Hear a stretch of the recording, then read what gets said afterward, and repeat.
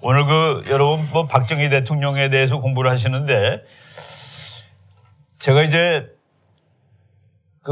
그냥 공부를 잘 안 하던 사람들한테 역사에 대해서 관심 없는 사람들한테 책을 이렇게 몇 권 줘서 읽으라고 우리나라 역사책.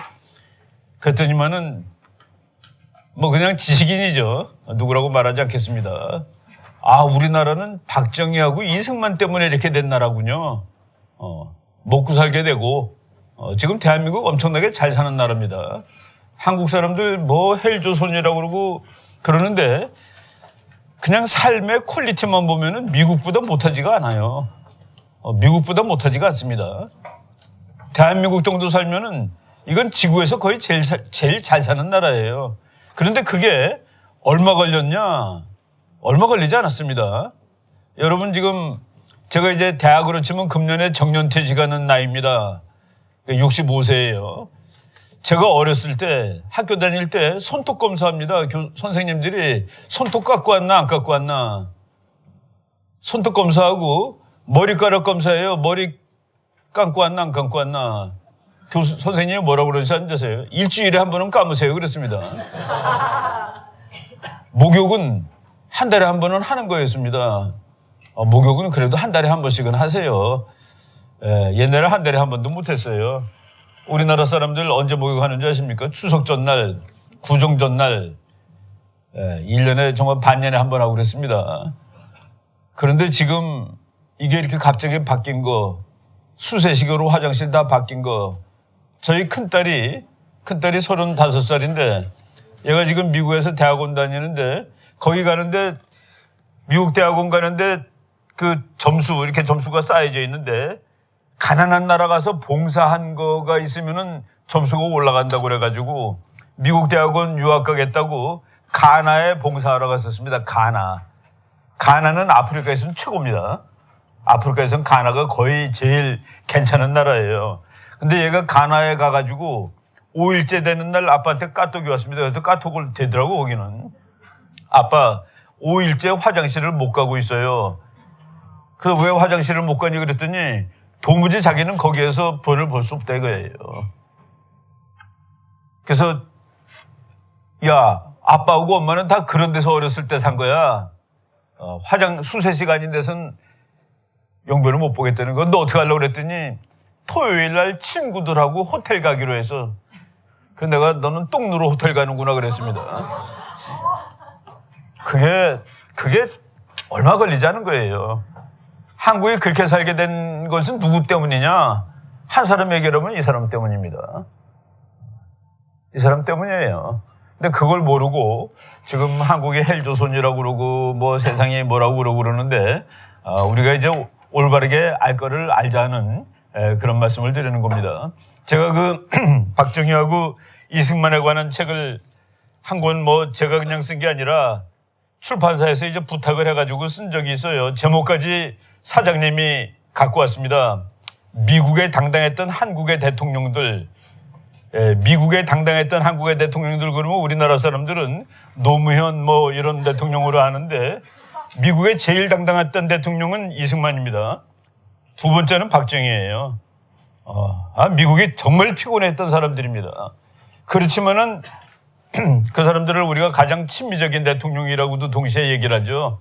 이 사람들은 미국의 힘을 활용할 줄 알았다는 그런 얘기입니다. 미국의 힘을 활용할 줄 알았다. 미국의 중요성이 뭔지를 알았다. 다른 말로 하면은 국제정치가 우리나라한테 얼마나 중요한 것인지를 알고 있었다는 그런 얘기죠. 우리나라는 국제정치에 의해서 이 나라의 삶이 좌우되는 나라입니다.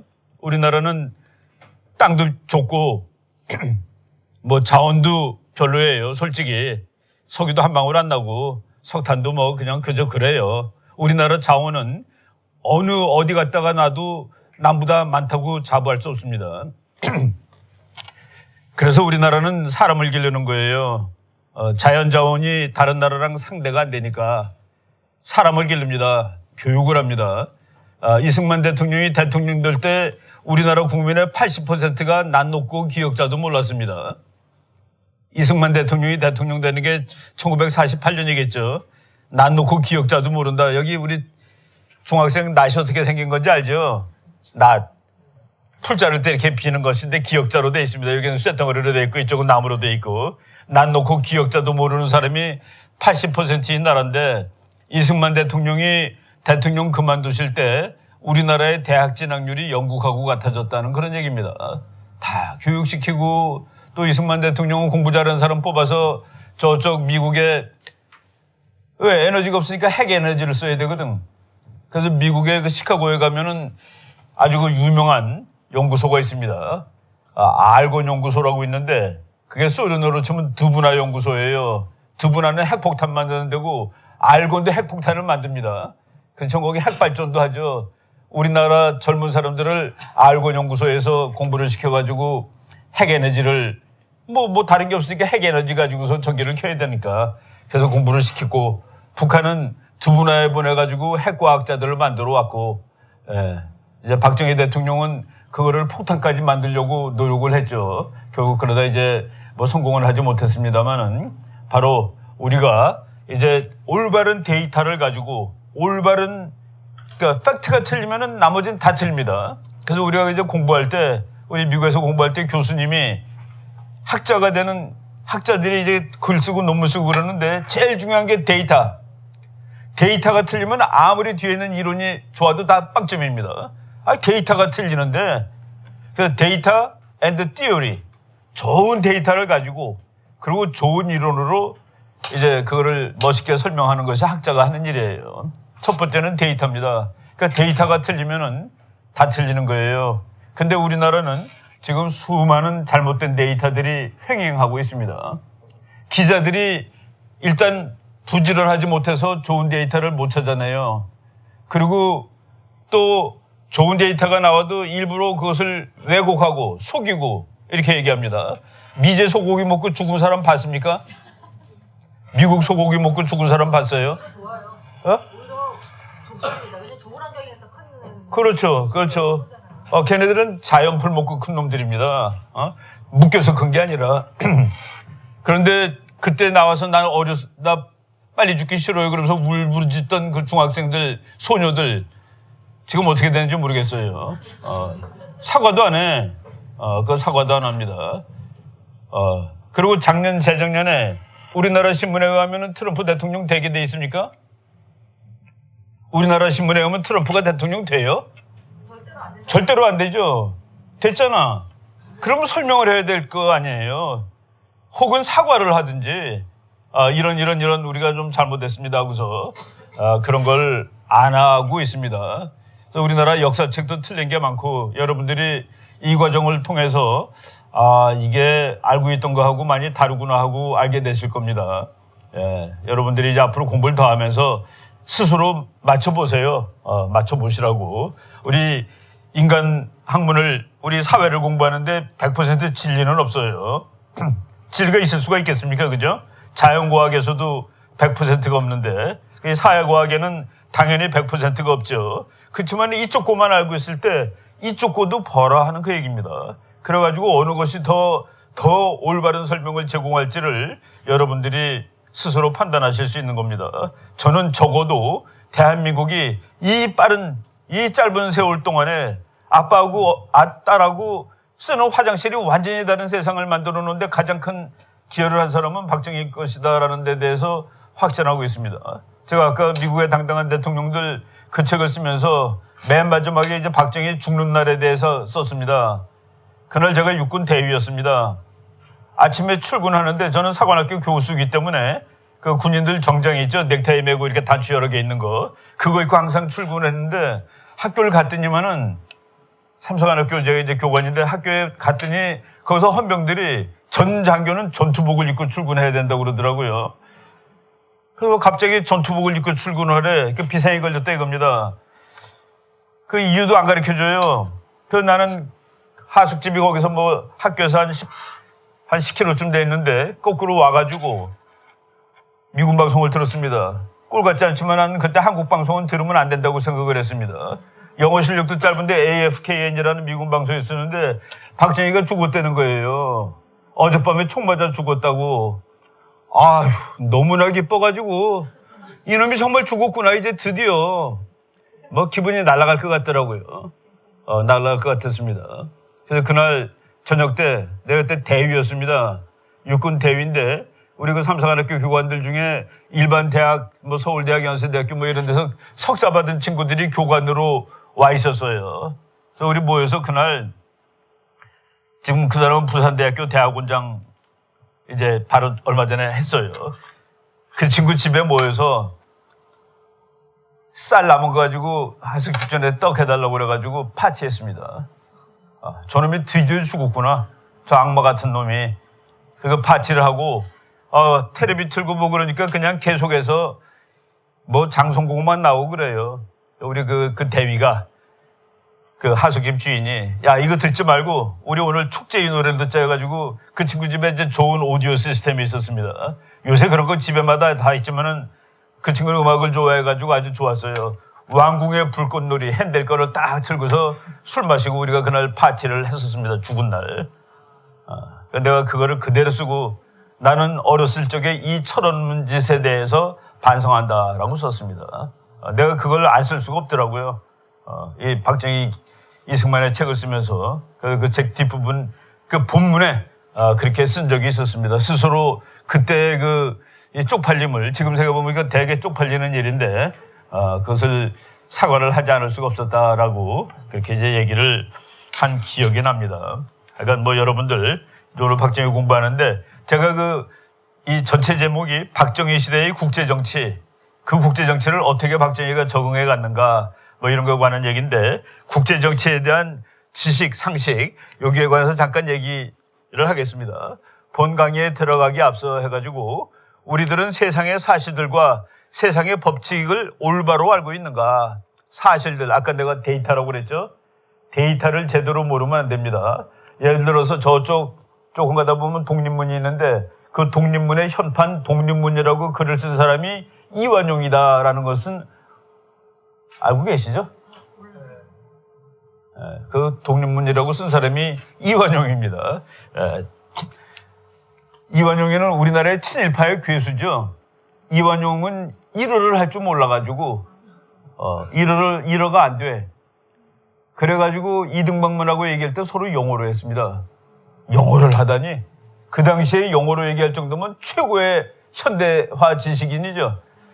그런 거가 데이터입니다. 그리고 이제 티어리, 법칙, 세상의 법칙이 어떻게 설명해야 맞는가 그 법칙. 그것을 이제 오늘 여러분들이 뭐 오늘 하루 공부해서 되는 것이 아니라 그 중에 일부죠. 이런 것들은 남보다 빨리 잘하고 있는 사람들이 선각자들이며 그런 선각자를 지도자로 가진 나라는 행복하다. 모든 사람이 다 세상 돌아가는 걸 알 수는 없어요. 그죠? 이 지식 중에 여우의 지식이 있고 이제 호구라고 그러는데 그게 뭔가 땅 파는 두꺼비 있죠? 두더지. 두더지의 지식이 있습니다.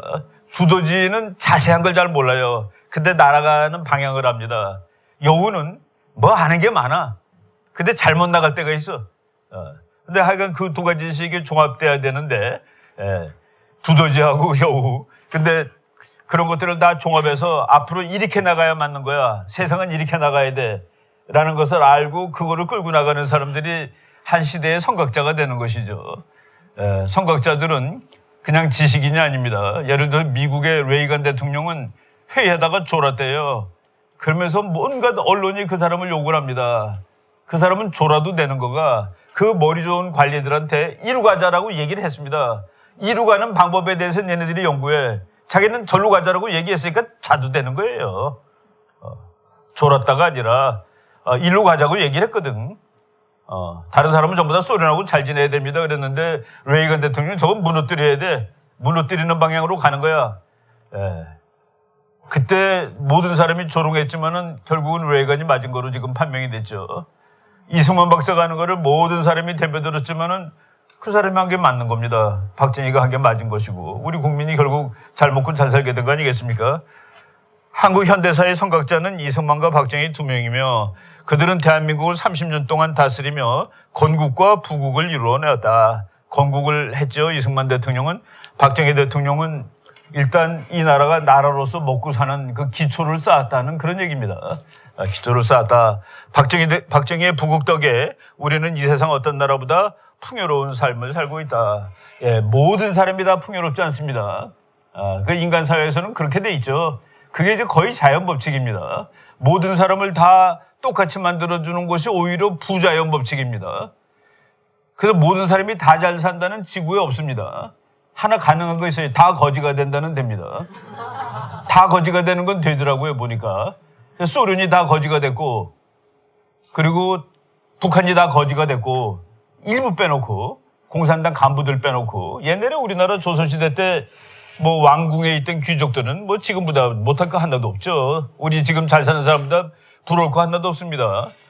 뭐 텔레비가 없고 컴퓨터가 없었을 뿐이지, 뭐 사는데 더 즐거웠을 거예요. 그런데 나머지 사람들은 전부 다 빈곤했죠. 다 같이 빈곤해질 수는 있어요. 그렇지만 다 같이 골고루 잘 사는 거는 안 되는데, 그것을 저는 인간의 본능 때문에 그렇다고 봅니다. 인간의 본능 때문에 우리는 다 같이 잘 사는 나라 만드는 거는 어렵다. 다 같이 잘 살려고 그러면 논아 가져야 되는데, 논아 가는데 일을 더 잘하는 사람도 있고 일을 더 못하는 사람도 있죠. 더 잘하는 사람이 일을 잘했는데 그게 네 거가 아니고 논아줘야 돼 그러면 그 다음엔 일부러 더 잘하지 않는다는 그 얘기입니다. 그렇게 우리가 예수님이나 석가모니나 공자님 같은 사람들이 아니에요. 우리는 보통 사람이거든요. 그래서 그 인센티브를 주는 겁니다. 너 잘하면 너 상 더 줄게. 잘하는 사람한테 더 주는 것이 박정희식 경제발전이에요. 새마을 운동할 때 못하는데 논아주는 게 아니라 잘하는데 갖다 더 줬습니다. 잘하는 데를 더 갖다 주는 거예요, 상 주고. 그 원리를 이해하던 사람이었구나 하는 그런 생각이 되는 것이죠. 미국의 최저임금이 7달러 50센트라고 이렇게 나오더라고요. 7달러 50센트인데 우리나라 돈으로 지금 한 70원 되니까 뭐 1,100원 곱하면은 한 8,000원 되는 겁니까? 미국 국민소득은 우리나라의 평균 한 3배쯤 되는데 거의. 근데 그냥 일하는 사람들, 보통 사람들은 같아요, 거의. 그럼 우리나라 기업가들이 버티겠습니까? 아주 간단하게 생각해 보세요. 일꾼들 월급은 미국하고 같아. 근데 경제 규모가 미국이 평균 한 3배 큽니다. 개인적으로. 뭐 3배까지는 안 되겠구나. 우리나라 2만 몇천 불, 미국이 한 5만 불 되니까 2배 이상 되는데 어떻게 기업을 하는 사람이 버틸 재간이 있습니까? 지금 그게 벌써 문제점으로 막 나오죠. 근데 큰 기업은 어떻게 버티겠는데 조그만 기업들은 그냥 문 닫는 거죠. 아르바생하고 나하고 월급이 어떻게 같냐? 그쵸. 그거는 뭐 어느 이 세상에 어느 가게 주인도 거기서 알바생하고 자기하고 가져가는 돈이 똑같을 때 이걸 앞으로 계속해야 되겠다는 마음을 안 가질 겁니다. 바로 이런 상황이 지금 이제 벌어지고 있죠. 내가 그 소련이 망한 다음에 소련 사람들이 우리나라에 배우러 많이 왔었습니다. 제가 그러니까 소련이 망하고 얼마 안 돼서 90년대 초반에 세종연구소에서 제가 이제 연구위원으로 있는데 소련 학자 2명을 일주일 동안 데리고 다니는 명을 받았습니다. 학자들이 재밌는 거 다 해요. 이놈들을 데리고 다니면서 한국의 발전에 대해서 보여주라 하는 그거예요. 그래서 내가 데리고 다니던 러시아 학자 2명이, 한 사람은 닥터 블라고 볼린이라고 그래가지고 이 국제정치학자입니다. 그리고 하나는 닥터 짜이체프. 그래서 이 사람은 경제학 박사예요. 그 두 사람이, 내가 그때 엑셀 타고 다녔는데 그 두 친구가 뒤에 타면 차가 이렇게 가라앉더라고. 하도 체격이 좋아가지고. 여기 돌아다니면서 이제 한국의 발전을 다 보여줬는데 이 친구들이 끝까지 감동을 못 받는 것 같더라고요. 그래서 내가 이게 얘네들한테 제대로 온 걸 못 가르치고 있나 보다 했는데, 걔네들 이제 가기 전날 저녁을 사주는데 지금도 있는지 모르겠어요. 저쪽 강남에 인터콘티넨탈 호텔이라고 있는데 거기 가면은 그 호텔은 그냥 있어요. 뷔페집 중에 백조 뷔페라는 뷔페가 있었습니다. 아주 무지하게 큰 뷔페집이었는데 거기에 데리고 갔어요. 그런데 그 사람들이 막 와글와글하고 이제 뭐 전부 접시 들고 가서 서서 이제 자기가 먹고 그러니까 푸고 그러니까 그 러시아 친구들이 그걸 처음 보는 모양이라, 하긴 뭐 그래도 러시아에서 손님 들어오면 그런 데 데리고 가지는 않잖아요. 그죠? 그래도 이제 앉아서 서브 받는 데를 데리고 가지. 근데 이 친구가 물어봐요. 어떻게 먹는 거냐고. 네 마음껏 먹으면 된다고. 네 마음껏. 먹고 싶은 거 아무거나 골라서 네 마음껏. 그럼 돈은 어떻게 내는 거냐고. 돈 다 냈다고. 그랬더니 이 친구가 아니 어떻게 돈을 다 냈냐. 아직 먹지도 않았는데. 아 여기 들어오는 사람 한 사람당 얼마씩 내는 거다. 그래서 네가 지금 여기서 물만 먹고 나가도 그 돈은 낸 거고 여기 있는 거 다 먹고 나가도 그 돈만 내면 되는 거다 그랬더니 이 친구들이 그날 정말 배부르게 먹는데 짜이체프라는 친구는 일본을 몇 번 갔다 왔다고 그러더라고요. 걔는 회만 먹더라고. 회만 한 10그릇 갖다 먹었습니다. 이만한.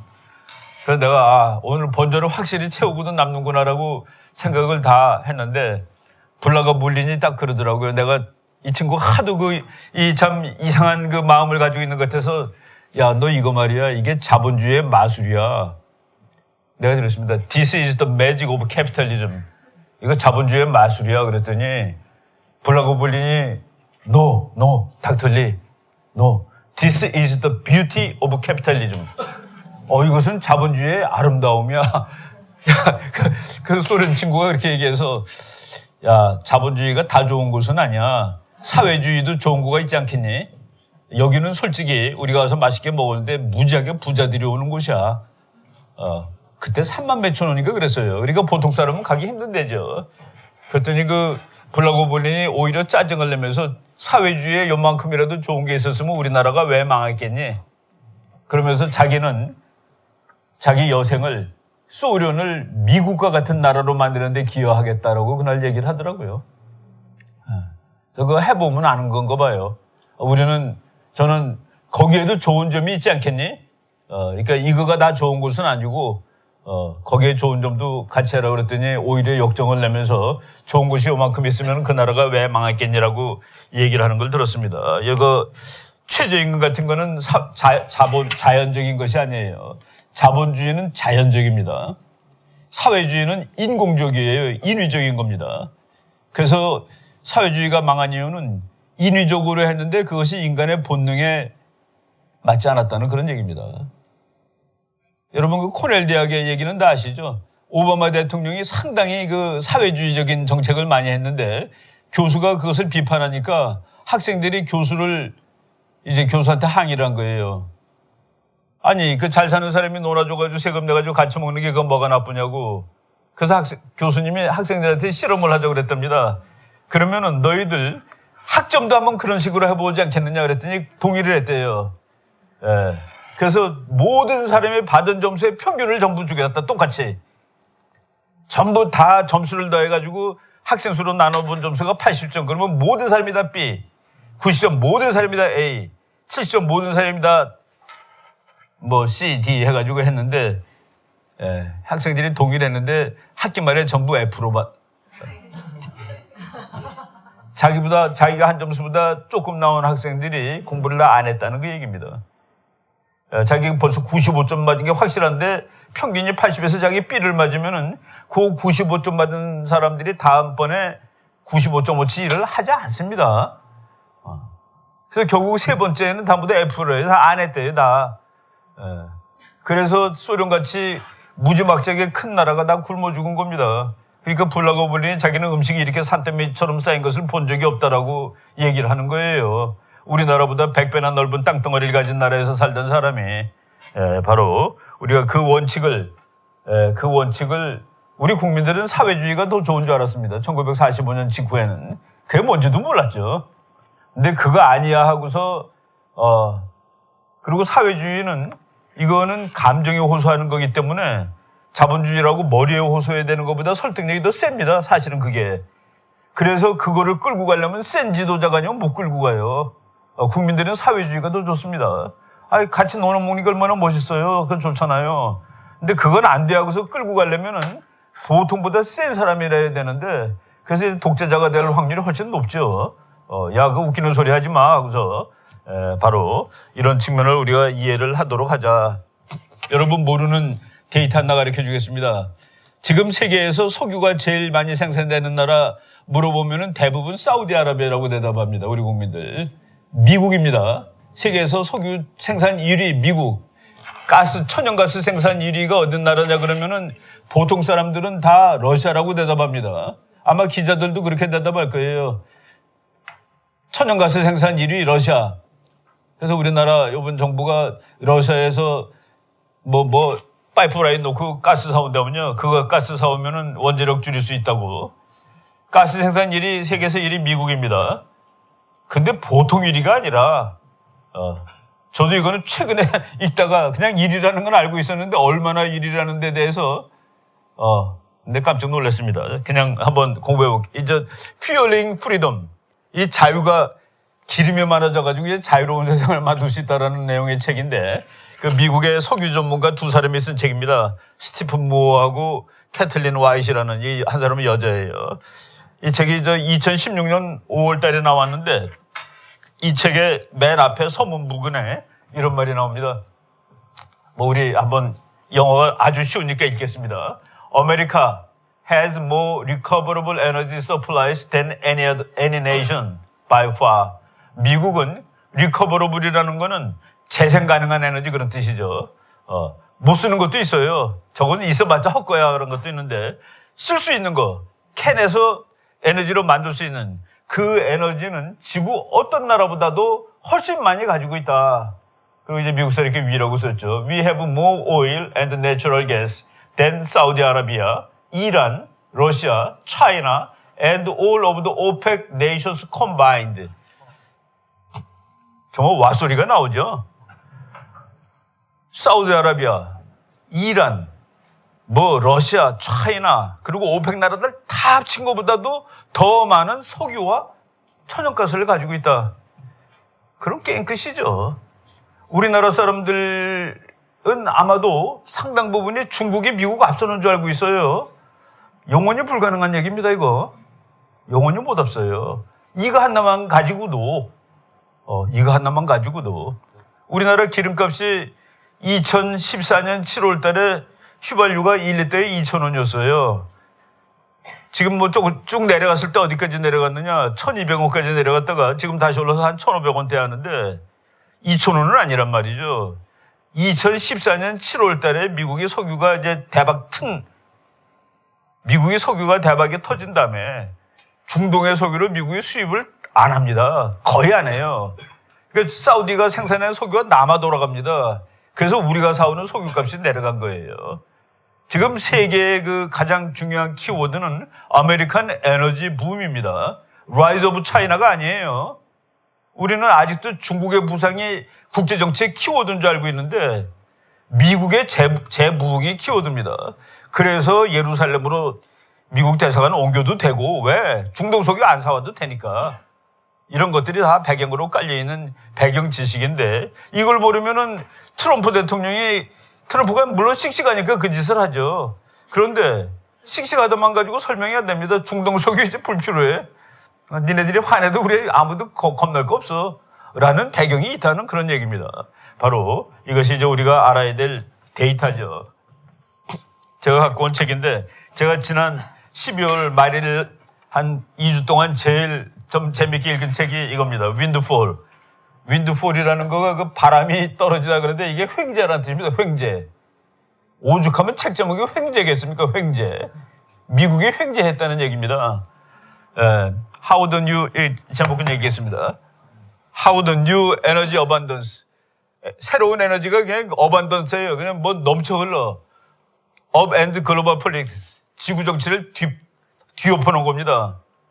그 에너지가 그냥 충분해져갖고 지구 정치가 뒤엎어졌어요. And strengthen American power.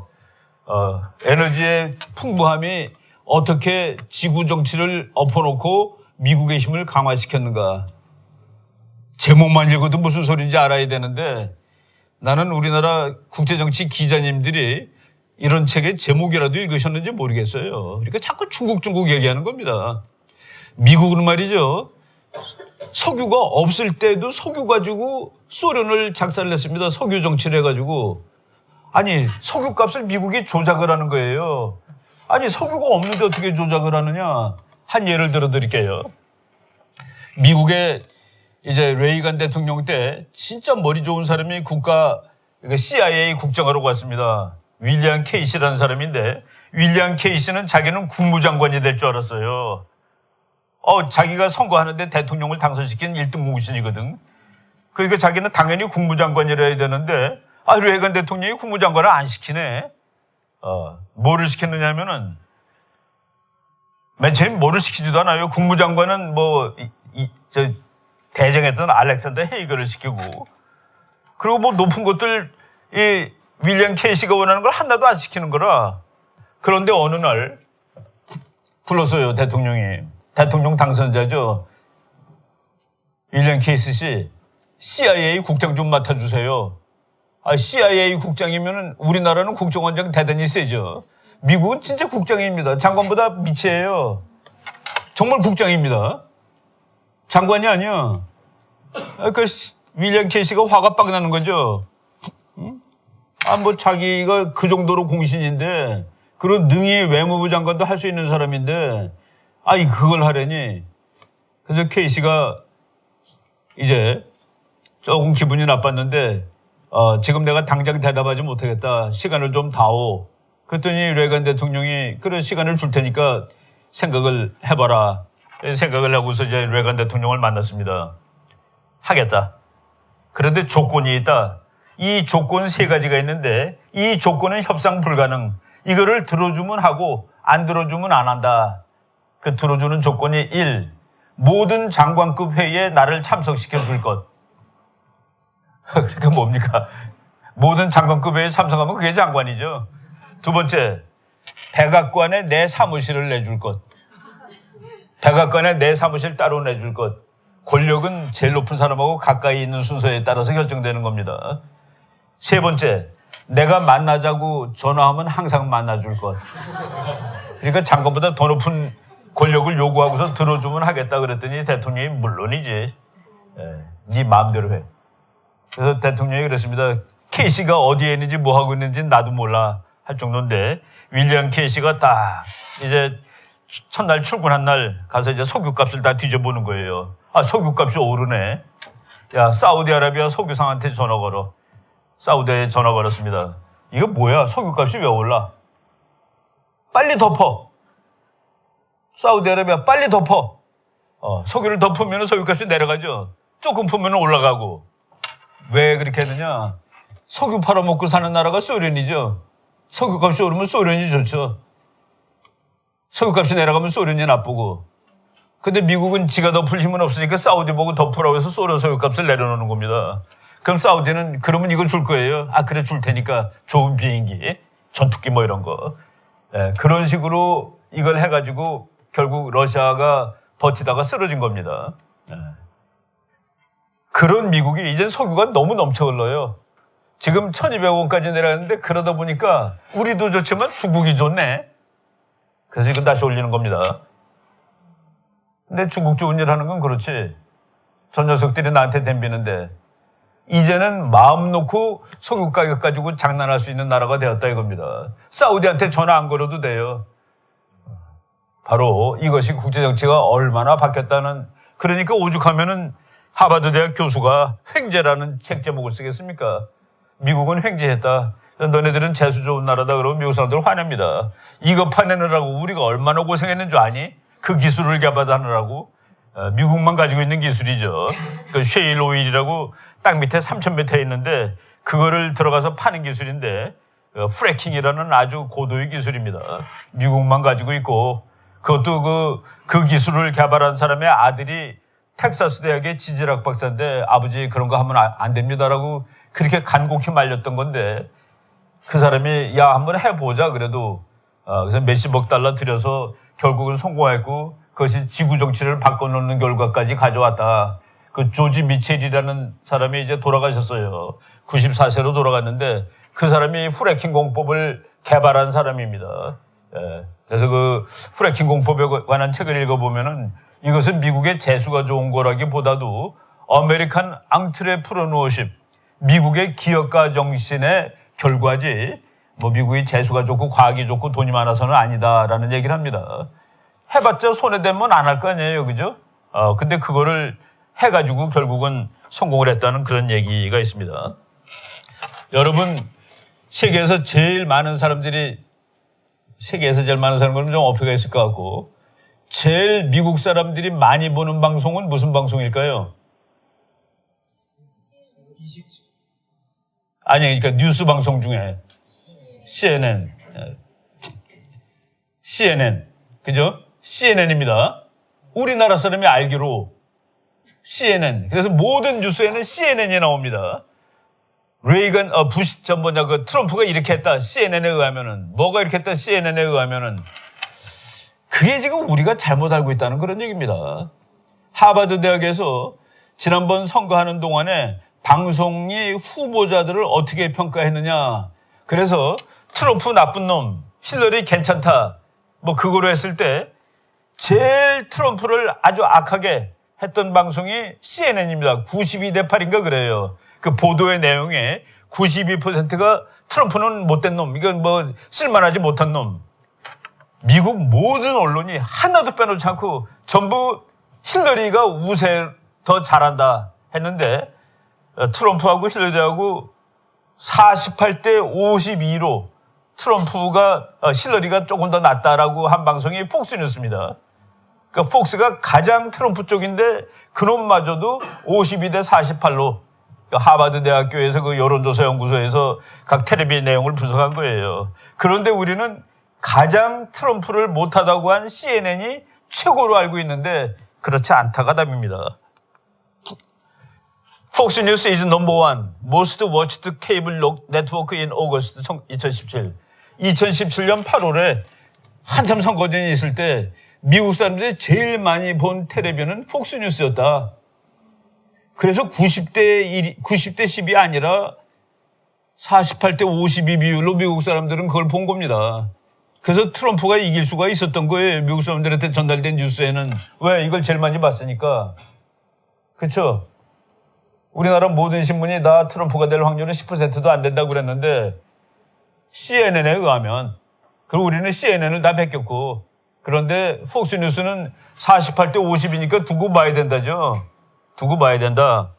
그리고 다섯 번째 Top 5 Basic Cable Network of August 2017. 한참 선거가 할 때 2017년 8월에 이거는 선거 끝난 후죠. 2017년 8월에 그때는 CNN이 계속 트럼프는 대통령답지 못한 인간이냐라고 할 때 그때 등수조사한 겁니다. 1등이 폭스뉴스입니다. 2등이 MSNBC, 3등이 USA 뉴스, 4등이 HGTV, 5등이 TBS, CNN은 5등 안에 들어가지도 않아요. 근데 우리나라는 CNN만 봐. 그 미국의 사정이 정확하게 전달되겠습니까? 그렇죠. 우리나라 그 케이블도 왜 그러냐, 뭐 거의 다 CNN밖에 없어요. 그래서 나는 뉴스를 집에서는 텔레비로 CNN을 보고 그리고 컴퓨터로 폭스뉴스를 봤습니다. 왜? 섞어야 되니까. 얼마 전에 보니까 그 폭스뉴스가 집으로 채널이 들어오는 걸 발견해가지고 그걸 바꿨습니다. 그래서 그 두 개를 이제 폭스뉴스 보고 그다음에 그 CNN도 보고 두 개 보면 완전히 다른 나라더라고. 다른 세상이에요. 두 개가 다. 완전히 뭐 다른 얘기하고 있어요. 그러니 언론이 잘못해주면 사람들이 어떻게 알겠습니까? 바로 이런 것들을 한국 사람들은 다 케이블 TV 중에서 시청률 5등 안에도 못 들어가는 CNN을 미국의 대표 방송으로 알고 있다. 대표 방송 아닙니다. 케이블이 아무래도 이제 KBS나 SBS보다는 약하죠. 그래서 미국 대통령 선거 개표할 때는 폭스뉴스가 ABC, CBS랑 맞먹게 나옵니다. 케이블에서는 유일하게 유선 방송하고 맞먹는 것이 폭스뉴스예요. 그래서 내가 그 한미 우호표라는 데 가서 이제 한번 강의를 했습니다. 거긴 그래도 뭐 미국하고 좀 잘 지내자는 사람들이고 또 이제 영어 좀 하고 뭐 이런 사람들이에요. 꼭 정말 미국 아줌마처럼 그 화장을 한 한국 아줌마가 교수님 자리는 어떻게 폭스가 이렇게 많아요? 그래서 아주 삐딱하게 얘기를 하더라고요. CNN을 보셔야지 저 따위 방송을 보세요 하는 그런 뜻이에요. 내가 폭스를 제일 많이 인용한 이유가 뭔지 아세요? 그랬더니 이거 CNN을 폭스를 제일 많이 보기 때문이에요 라고 내가 소리 질렀습니다. 보통 사람이 폭스를 제일 많이 봐서 나도 그거 보는 거예요. 그래서 바로 그러니까 CNN을 보면 그게 멋있어 보이는 거로 알고 있어요. 아닙니다. 올바른 걸 봐야 된다는 그 얘기입니다. 올바른 거. 예. 굿토크하고 트루스하고 달라요. 굿토크, 듣기 좋은 말이 있습니다. 그리고 진실하고 달라요. 우리는 진실을 택합시다. 트루스가 더 굿토크보다는 그게 더 좋은 거예요. 근데 굿토크 말하기가 훨씬 쉬워요. 굿토크 말하는 건 아주 쉽습니다. 근데 트루스를 얘기하는 건 어떤 때는 막 반발을 받아야 되고 저항을 받습니다. 근데 우리는 트루스를 얘기를 하는 걸로 하죠. 폭스뉴스가 이거는 뭐 2002년 이후에 지금까지 15년 동안 부동의 1위를 지킨 방송입니다. 얘가 부동의 1위인데 우리는 어떻게 다 CNN이 1위인 줄 알고 있느냐. 참 그것도 대단히 그 세상에 대한 올바른 지식, 세상을 보는 올바른 데이터를 우리가 가지고 있지 못한 것이죠. 그런 사례로 내가 이제 세상을 보는데, 그리고 우리나라는 그 국제정치학적으로 봤을 때 용어를 쓰자면은 페니트레이티브 시스템입니다. 침투된 국제정치의 영향력이 너무 침투해 있는 나라예요. 그래서 우리끼리 가지고 안 되는 겁니다, 솔직히. 우리끼리, 우리 민족끼리 뭐 이런 얘기 많이 나오는데 그게 걔네들 스스로 우리나라는 외세의 영향이 너무 큰 나라라는 거를 알기 때문에 우리끼리라는 말이 나오는 겁니다. 그런데 우리끼리 잘못해가지고 우리끼리 때문에 일본한테 나라 먹혔나요? 우리끼리 때문에 이 나라가 잘라졌나요? 우리끼리 잘못해서 통일이 안 되나요? 통일이 안 되는 거, 일본한테 나라 먹힌 거, 전쟁 난 거, 이런 것들이 전부 다 외세였다 하는 게 얘기입니다. 우리나라 분단을 설명할 때 뭐 외인론, 내인론, 뭐 호남론 그러는데 외인론, 외국 세력 때문에 잘렸다. 내인론, 우리가 잘못해서 잘렸다. 두 가지 합쳐야 된다. 뭐 두 가지 합쳐야 된다가 항상 제일 편한 이론인데 외인론이 맞습니다. 외인론, 외국 국제정치의 구조에 의해서 우리가 분단이 된 거예요. 국제정치의 그 작동하던 과정에서 이 나라가 잘라져 버렸다는 그런 얘기입니다. 그래서 우리가 그 국제정치에 대해서 잘 알자. 그리고 오늘 강의 제목이 박정희와 국제정치인데, 요 몇 년 전에 서울대학교 하영성 교수가 조선일보에 썼던 거예요. 오바마 대통령은 북한하고 이야기하자입니다. 말하자. 오바마는 뭐 대화주의자죠. 그런데 이분이 재밌게 썼더라고요. 오바마의 보물찾기는 대화하자가 보물찾기입니다. 오바마의 보물찾기는 마지막 순간에 꽝을 뽑게 될 것이다. 참 그 국제정치를 수십 년 공부한 교수가 한마디로 그냥 질러버린 거죠. 오바마의 보물찾기는 결국은 꽝을 짓게 될 것이다. 말로 되면은 왜 이러겠습니까? 말로 되면은 왜 군대 만들고 군대가 왜 국방부가 제일 커요? 말로 되면은 외무부가 제일 커야지. 통일부가 제일 커야지. 그게 역사적으로 그렇지 않았기 때문에 그런 것입니다. 오바마의 보물찾기는 마지막 순간에 꽝을 뽑게 될 것이다. 트럼프는 꽝 뽑을 짓은 아예 난 안 할 거야. 꽝 뽑을 짓은 난 아예 안 해. 지금 그러고 있는 것이죠. 우리나라가 북한하고 하는 거는 그럼 보물찾기에서도 정말 보물이 있는 것 같지는 않아요. 왜? 우리나라는 외세에 의해서도 크게 우리 대통령이 그랬죠. 우리가 보니까 할 거 별로 없단 말이지. 그런 얘기를 몇 번 했습니다. 보니까 우리가 할 게 별로 없다고. 그게 맞는 거예요, 사실은. 그게 뭐 푸념이라기보다도 실제 상황이 그렇다라는 얘기를 하는 거죠. 우리나라 사람들이 잘못하는 거, 이거하고 합치면 이렇게 된다고 알고 있는 사람들이 많아요. 그래서 평창올림픽에도 혹시 이놈이 들고 들어갈지 모르는데 나는 그거 안 된다고 봅니다. 이게 둘이 합쳐지면 얘 아니면 얘가 됩니다. 남한하고 북한이 합쳐지면은 통일의 방정식, 남한 더하기 북한은 통일 한국은 북한 또는 한국입니다. 그러니까 남한 더하기 북한은 통일 한국인데 남한 혹은 북한이야. 그러니까 이 방정식이 되게 황당하죠. 남한 더하기 북한은 통일 한국은 남한 또는 북한. 통일이라는 게 권력의 법칙이 그렇다는 얘기입니다. 그래서 우리가 통일하면은 통일된 이 나라 이름은 대한민국입니다. 북한이 통일하면 통일된 이 나라 이름은 조선민주주의 인민공화국입니다. 우리가 통일하면 수도는 서울입니다. 북한이 통일하면 평양입니다. 그리고 서울은 김일성시로 바뀌겠죠. 월남의 경우를 예로 들어보면은 호지민시티로 사이공에 바뀌었으니까. 그리고 우리가 통일하면 우리나라 국가는 애국가입니다. 북한이 통일하면 북한 국가는 통일된 조선민주주의인민공화국 국가는 북한 국가입니다. 앞으로 100년 후에 우리 후손들 교과서에 지금 우리가 사는 시대는 남북조선 시대라고 써 있을 겁니다. 우리가 통일하면은, 북한이 통일하면 1945년부터 2000 몇 년까지 그 시대를 역사학자들은 북남조선 시대라고 부른다라고 써 있을 것입니다. 둘 중에 하나예요. 남북한 시대라고 역사책에 쓰이려면 우리가 통일해야 됩니다. 쟤네들이 통일하면은 우리가 살고 있는 이 시대는 북남조선 시대로 우리 후손에 기록될 겁니다. 그 엄연한 논리를 우리가 왜 매일 까먹냐는 그 얘기입니다. 이게 합쳐서 이런 깃발이 된다? 독도가 없다고 독도는 찍었대면요, 나중에. 새로운 건 독도가 있대요. 그리고 이게 우리나라 영토입니까, 이게? 이거 어떻게 된 거예요, 이거? 지금 우리가 영토를, 이렇게 해놨는데, 중국이 기분 좋아할지 나빠할지는 모르겠어요. 왜냐면 중국은 이것도 지 거라고 그러거든. 나는 여기를 뿌옇게 해둬야 된다고 보는 사람입니다. 만약 한다면은. 왜? 이게 우리가 다 먹어야 될 거니까, 나중에. 그런데, 중국이 기분 좋으라고 그랬는지 모르지만은 아니다는 그 얘기입니다. 왜? 이게 다 우리 거였으니까. 고구려가 우리 거였죠? 역시 혹시 고구려가 우리 거가 아니라는 사람은 오늘부터 이런 말 해도 됩니다. 우리 민족은 절대로 남을 먼저 공격한 적이 없었다. 그 말하는 순간 고구려는 우리 역사에서 아웃됩니다. 왜? 고구려는 밥 먹듯이 남을 먼저 침략한 나라거든요.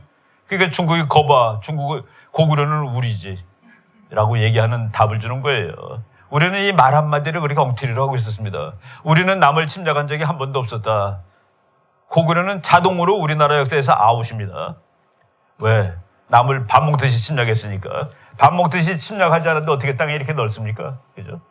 이제 이렇게 땅은 이렇게 변하는 거예요. 우리나라 사람들은 영토가 안 변한다고 치는데 영토는 쉬지 않고 변하는 겁니다. 힘이 세면 늘어나고 힘이 약하면 줄어들어요. 우리 역사 공부 다 했는데 왜 그걸 자꾸 까먹느냐는 그 얘기입니다.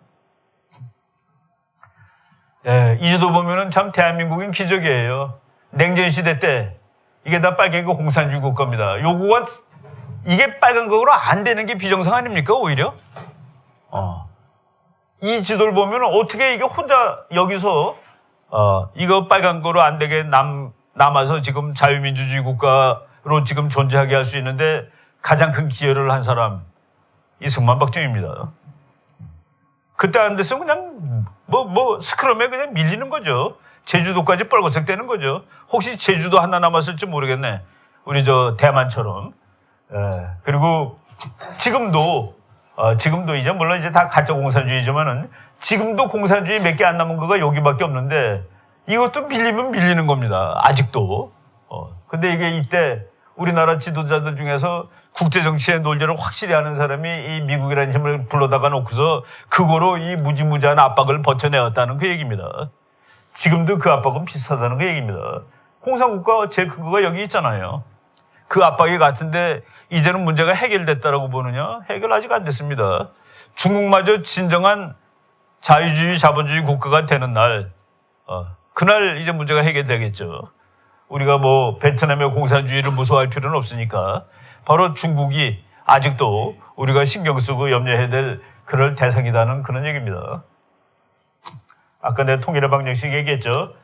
통일의 방정식. 통일을 일으켜야 하는 복잡한 이유 없습니다. 통일되면은 지금 우리 오늘 공부 끝나고 금강산에 한번 가볼까? 눈 왔다는데 경치가 얼마나 좋은지 한번 보러 갈까? 지금 우리 차 타고 갈 수 있어요. 끝나고. 금강산 갈 수 있습니다. 여름에 너무 더운데 한 일주일 휴가 내서 만주 좀 갔다 와야 되겠어. 만주 갔더니 8월 달에 저녁 때 난로 키더라고요. 거기 갔더니 정말 시원하더라고요. 밤에는. 만주 제가 중국의 어디 선양거 위에 있던 조그만 마을 한번 갔었는데 저녁에 이거 통일되면은 여기까지 오는데 한나절이면 올 텐데 바로 통일을 해야 됩니다. 소독 더하기 동독은 소독으로 나왔습니다. 통일했는데 지금 통일된 소독의 깃발입니다. 사우스 베트남 이게 월남이죠, 우리가 하는. 그리고 월맹, 북베트남 둘이 통일했을 때 지금 이 깃발을 씁니다. 그 태극기와 북한기가 만났을 때 태극기가 되도록 하는 것이 우리가 말하는 통일입니다. 근데 요새는 그 태극기를 자꾸 지우려고 그래요. 북한기라도 된다는 소린가? 한반도기로 나올 가능성은 0입니다. 통일된 다음에 한반도기 있을 가능성이 0이에요. 바로 이런 그 국제정치의 기본 논리를 알자는 그 얘기죠. 이제 머지않아 중국이 지원이 되리라는 것을 부인하는 사람은 아무도 없다. 소설가들이 자꾸 국제정치에 개입을 하더라고요, 우리나라는. 이 말이 맞다면은, 이 사람이 무슨 책을 하나 썼는데 몇 년 전이에요. 그 우리나라 외교정책 틀리죠. 문재인 대통령 외교정책도 틀립니다. 이제 내일 모레 중국이 지원이 되는데 왜 미국을 먼저 가? 중국부터 먼저 가야지. 아니, 멀리 있는 2등하고 친하게 지내면 그건 자살골이죠. 지금은 멀리 있어도 제가 1등이니까 쟤랑 친하게 지내는 겁니다. 근데 가까이에 있는 나라가 1등이 되는데 멀리 있는 2등한테 나 살려주세요 그래요? 그건 자살골입니다.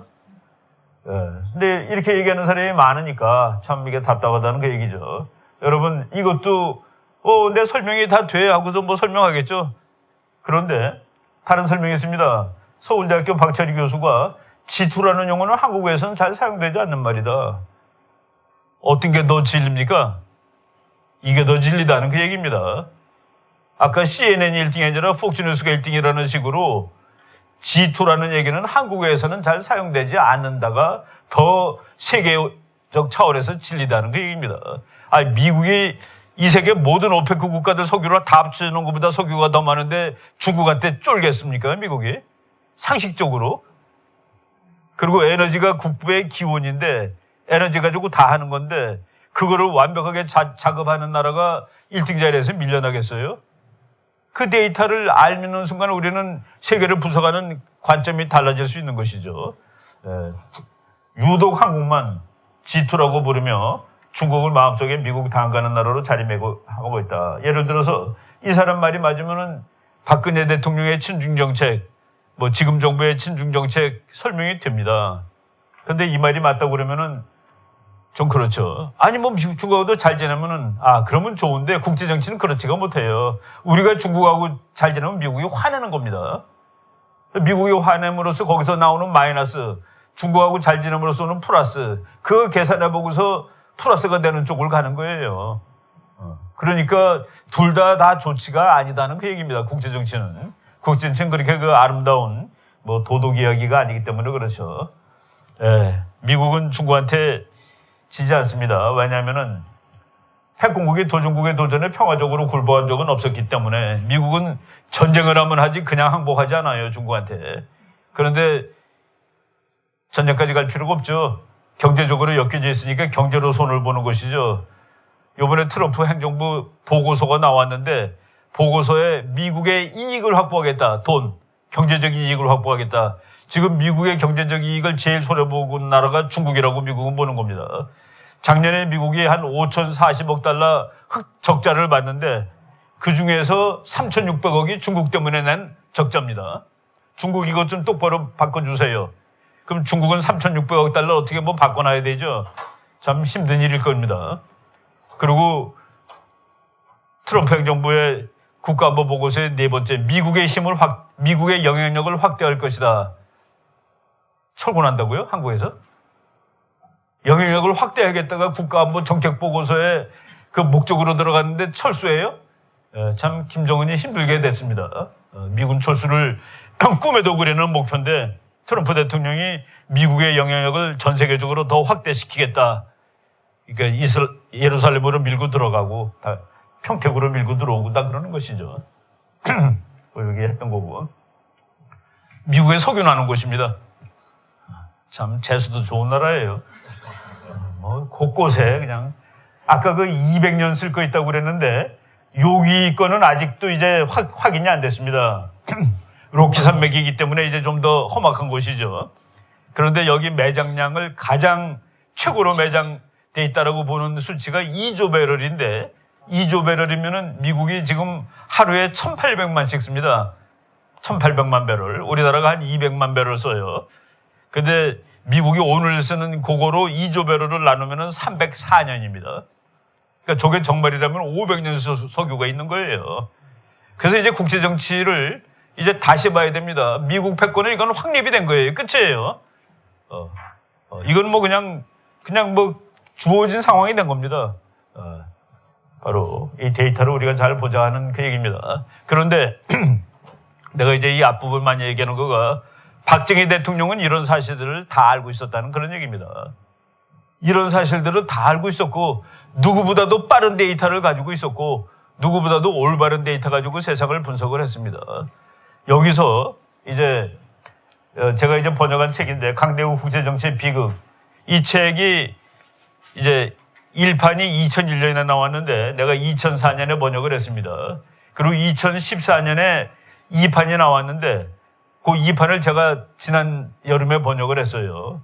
오늘 4판 찍었다고 연락이 왔습니다. 이런 책 4판 찍는 거는 대단한 이거 아주 베스트셀러가 됐다는 소리인데. 예. 이 책에, 아이고, 이 책에 서문을 써달라고 묘시이모 교수한테 부탁을 했어요.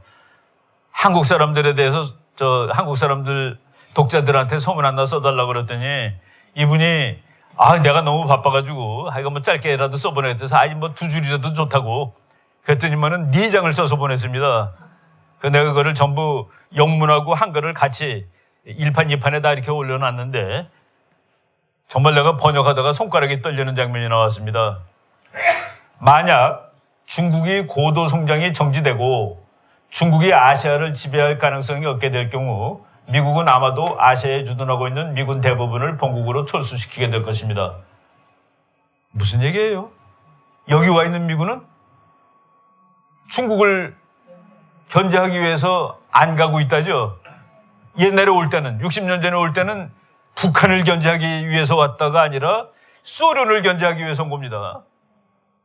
미국하고 북한을 우리나라 신문에는 서로 마주보고 달리는 열차라고 나왔길래 내가 지난번 월간조선에 그렇지 않다. 서로 마주보고 달리는 티코와 탱크다라고 썼습니다. 아니 정확히 분석을 해야지. 서로 마주보고 달리면 미국도 깨집니까? 북한하고 미국하고 한번 붙으면 미국이 깨져요? 그러니까 그거는 잘못된 분석이죠. 서로 마주보고 달리면 한 놈이 죽는데 트럼프는 지금 쫄고 있지 않습니다. 김정은이는 쫄고 있죠. 미국 글들 읽어보세요. 찍어 누르니까 효과가 있구나. 결국 그놈이 말하자고 나왔네. 그러니까 미국 사람들 생각입니다. 누르니까 나오더라는 그 얘기예요. 북한이 남한하고 얘기하는 나라입니까? 우리가 북한 얘기 좀 합시다. 그럼 넌 막 꺼져. 나는 미국하고 얘기하는 거야. 근데 미국이 야 웃기지 마 임마. 그래서 내려 누르니까 한국하고 얘기하자고 나오는 거죠. 국제정치의 법칙입니다. 우리가 설득을 해서 나오는 게 아니라 둘 중에 하나가 맞다면 미국이 찍어 눌러서 나오는 겁니다. 미군 대부분, 중국이 무섭지 않게 될 경우에 중국이 허약하게 되면은 미국은 간다는 얘기입니다. 왜? 북한 막으로 온 적이 없으니까. 왜? 북한은 미국의 전략적 위협은 안 되니까. 왜? 꼬말해서. 그렇죠? 여러분 저 대학생이 중학생하고 안 싸웁니다. 못 싸우죠? 왜? 중학생이 무서워서? 아실 겁니다. 그렇기 때문에 중국이 아시아를 지배할 의도를 품을 정도로 막강해지지 않는다면 미국은 이 지역에서부터 철수할 것이고 한국에 대한 안보 제공도 안 할 거다. 한국을 잘 지켜주는 이유는 중국이 더 커지는 거가 미국한테 불편해서 지켜주는 거다. 근데 중국이 더 크지 못할 것 같으면은 근데 그 중국은 미국한테는 뭐 그저 그렇다 하더라도 너한테는 얼마나 무서운 나라겠느냐. 그래서 미국이 갈 때 그래서 한국은 지속적으로 위험한 이웃들 사이에서 살아가야 할 것이며 국가의 생존에 대해서 염려해야 될 것이다. 그래서 미국의 해구산이 없어질 경우 한국은 핵무장을 고려해봐야 될 것이다. 우리나라 사람들한테 대해서 또 잘못된 진리. 우리가 핵무장 만들면 핵무장하면 미국 우리 팔을 부러뜨릴 거야. 미국 미쳤습니까? 한국 팔을 부러뜨리게? 죽을 것 같아서 할 수 없이 만드는데 도와주지 못할 망정? 이 사람이 그랬잖아요. 중국이 더 이상 크지 않으면 미국은 손 뗄 텐데 그때 네 힘으로 살 길을 마련해. 이거 무슨 뜻인 줄 아십니까? 네가 중국 밑에 들어가는 것보다 그래도 혼자 독립하는 게 나한테는 더 좋아 그런 뜻입니다. 네가 중국 편에 들어가서 중국 힘의 플러스 알파가 되기보다는 버텨주는 게 더 좋지. 예. 그게 국제정치적으로도 맞는 얘기죠. 우리가 밑에 들어가서 어렵게 사는 것보다 우리나라 반미대문 있지만 반중대문 없죠. 왜 그런 줄 아세요? 중국이 무서워서 그렇습니다. 미국은 힘이 세지만 우리한테 덜 무서운 나라예요. 중국은 미국보다 훨씬 약하지만 우리한테 무서운 나라고. 그걸 스스로 다 아는 거죠. 그런 건 물어보고 따지는 게 아닙니다. 그냥 저절로 아는 거예요. 그래서 반중대문을 아예 할 엄두를 못 내는 것이죠.